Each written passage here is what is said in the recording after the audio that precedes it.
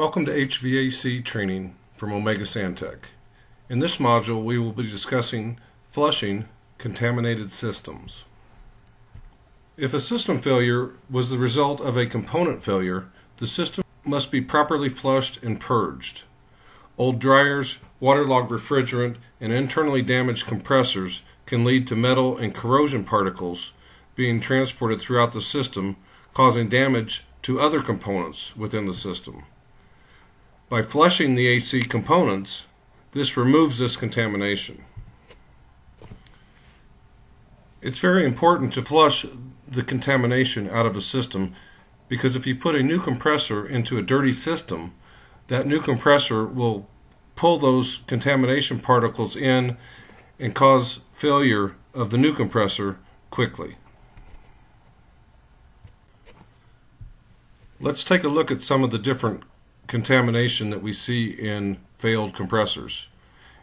In these photos you can see the metal contamination that was back in the system, which was pulled back into the new compressor after 2 days of service and destroyed that compressor.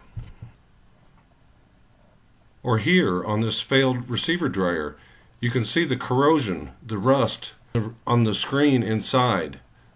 That is caused by acidic refrigerant, acid, attacking the steel components within the dryer.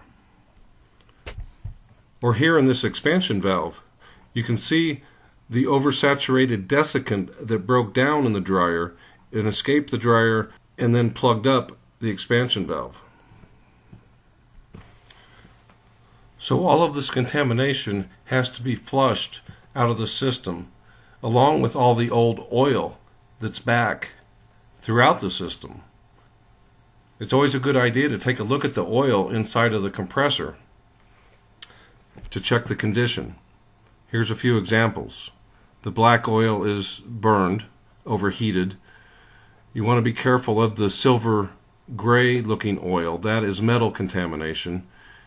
And also of the orange copper color, that's a moisture contamination issue.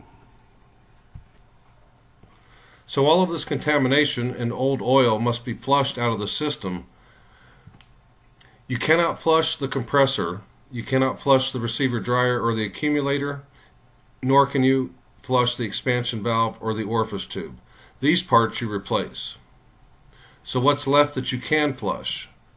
The condenser, the evaporator, and all the hoses. That's what you have to concentrate on when flushing. So here is how you flush. If you're doing any AC work with real regularity, you need a flush gun in your toolbox. The flush gun removes contaminants from the evaporator, the condenser, and the hoses. It's very easy to use. You pour 1 to 2 pints of AC flush solvent in the top of the gun, screw on the lid, you pressurize the can with, preferably with dry nitrogen, and then you flush one component at a time. And you always want to flush in the opposite direction of normal refrigerant flow. Flush until the flow coming out of the component is clear. You'll want to use a good quality AC flush, something that is solvent based. You want a solvent based fluid because it will evaporate quickly. You don't want to leave any liquid flush back in the system because that will cause more problems once you put the system back together. You do not want to use brake cleaner, alcohol, or ether.